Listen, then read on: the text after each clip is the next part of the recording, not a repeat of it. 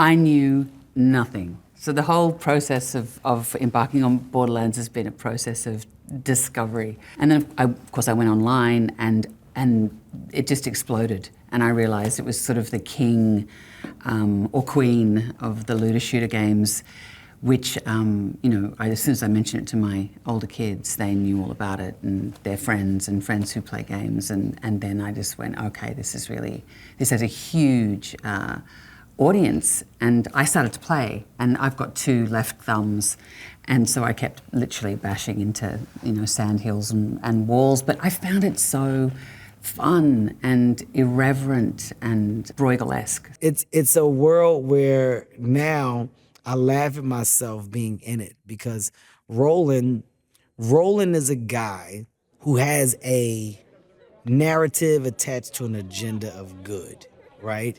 And his agenda of good comes from once upon a time being a part of something that wasn't so good, that he felt that he had to detach from because of where his life has taken him. And in this new place of living, in this new place of life, there's a found respect for the place of Pandora and for the things that possibly could be attached in it or to it, where he can be a part of the conversation of making better. You have a young girl who has no family, who's on her own. You have a woman who also has no family and is on her own. And the 2 of them become very dependent on each other for various reasons. And they bring to each other the way relationships change us.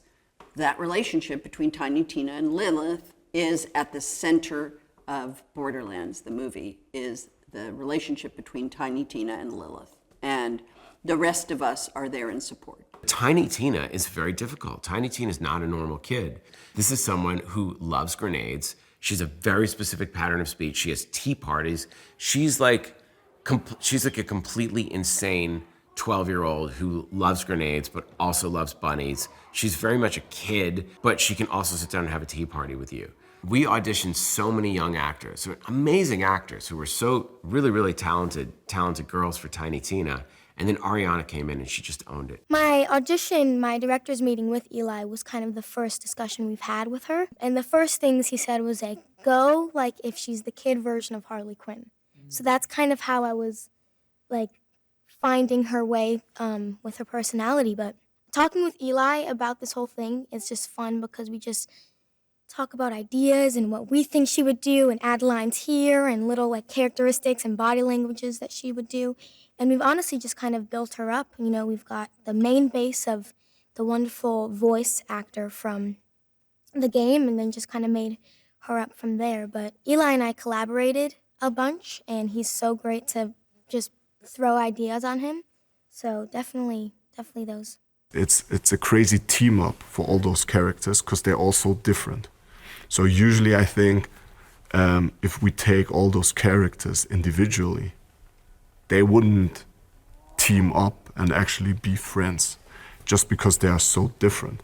That's what makes the game and this movie so unique, because even in a world where it seems there's no bond between people, everyone fights their own battle, those individual and different characters team up together for a bigger purpose. So when I started to do a deep dive into Borderlands, just because, I had to, that was my research, I had to understand the world. And of course, it's so dense. I mean, there are like 20 movies within this whole video realm. And so, going down to a deep dive into Moxie, I learned so much about her, which of course, I'm on screen. I kind of come in, I do my thing, and then I get out. But, I've never really played a character where I'm like, okay, that's what I'm going to look like. Usually you make up your character, which I love. But in this case, I just thought, I'm going to look exactly like her because it was such a fabulous look. My go-to guy was Brian Cohen in the with Gearbox.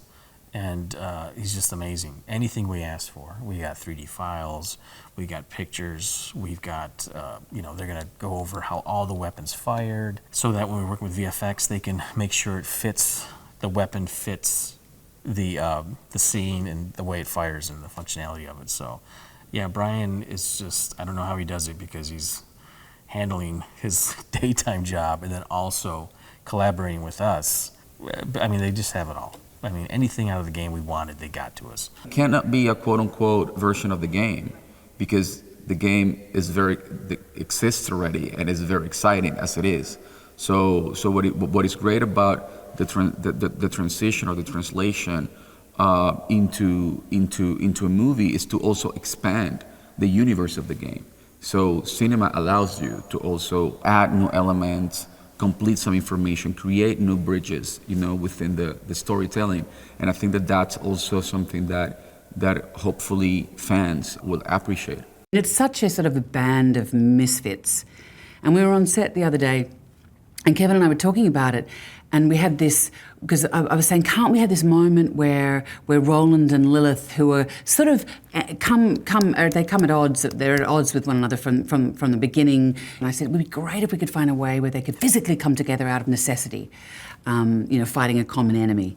And we were talking about the different ways in which they fight. And that's really cool. I think that all of the characters, through the action, the way they're expressed in action is so different. They're visually so different.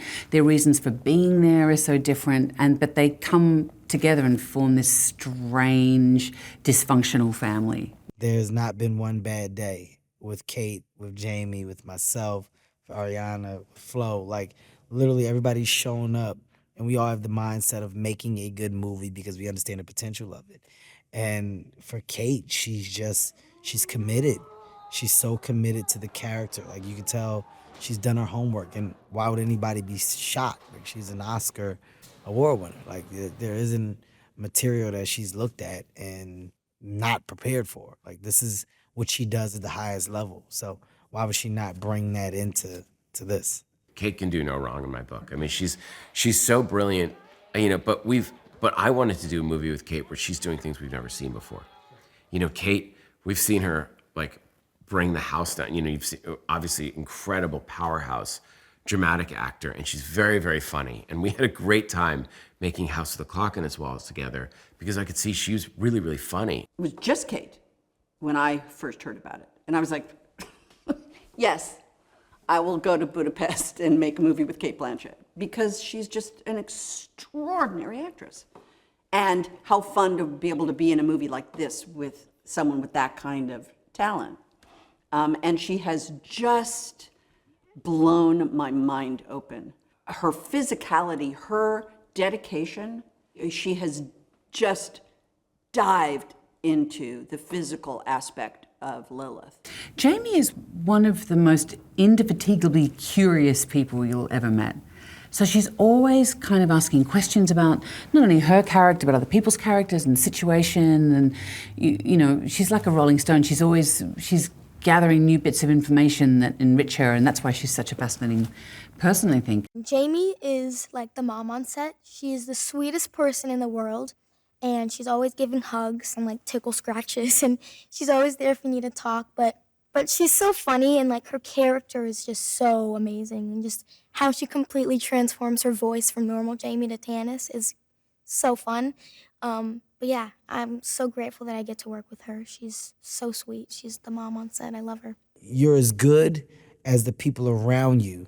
And in this case, the stunt team's second unit, they set the tone. For us as talent, it's about the people that truly understand this world of action. And it's about them placing you in positions where you can do what you've trained for, and you can also be elevated. And Jimmy's done a good job of that. For myself and Kate, who are doing a lot of action.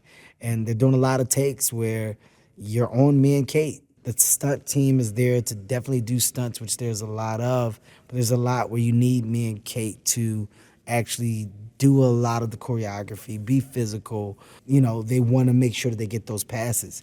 And if we didn't come in prepared or we didn't look right, it would show. I also think it's a testament to Eli. I mean, look at the women in this project. You have one badass, strong, tough, cool woman after the other, all the way down to Ariana. I mean, Jamie Lee, Kate, who's cooler than them? Me. Of course, not that I'm cooler than them, but he's, that's a lot of very strong women in one production. And Eli's just like, yeah, you know, it's very cool. What I love about Eli is he's got such incredible heart. He's profoundly immature, but yet has this amazing knowledge of cinema. And the great thing too, I think, is he's such a buoyant, positive presence on set, and he's very, very good with younger actors, I think, as well. He's able to work with actors from really different reference points and sort of bring them into the same scene and into the same world. And I think that is it doesn't always happen. People think it does, but it's a really, really singular skill which he has. It certainly has the ingredients of something delicious. It checks all the boxes. It has pathos, it has humor, it has a lot of action. It's such a weird group to put together. We have Jamie Lee Curtis, and then you have me, and then Kate, and then Kevin and Florian. So it's such a weird group, but they all mesh together wonderfully. And you get to see more of the vulnerable side of each character and why they are the way they are, which is nice. I think people are gonna love the throwback sci-fi element of it. They're gonna love that we went there. They're gonna love seeing Cate Blanchett fighting psychos. They're gonna love seeing Kevin Hart kick ass in a way you've never seen before. They're gonna love discovering Tiny Tina, this little grenade monster. They're gonna love seeing Krieg plowing through psychos and fighting. I mean, they're gonna love the world. They're gonna love the ships. The movie has a sense of humor. It's fun. I didn't want to make a movie that was bleak and depressing and this kind of a film that was absent of hope. I wanted a movie that you just feel great at the end of it. You know, it's so rare that you have that experience like a Guardians of the Galaxy or Empire Strikes Back or a RoboCop. You go, wow, that was so good. Either whatever you expected it was going to be, it just completely blew you away on every level. And that's what I want. I want people to go, that is the best time I've had in a movie theater in years. That was worth the wait.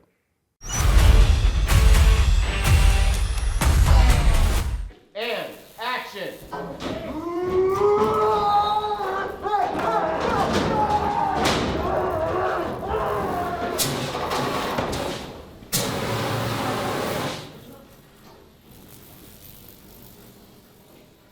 Grenade!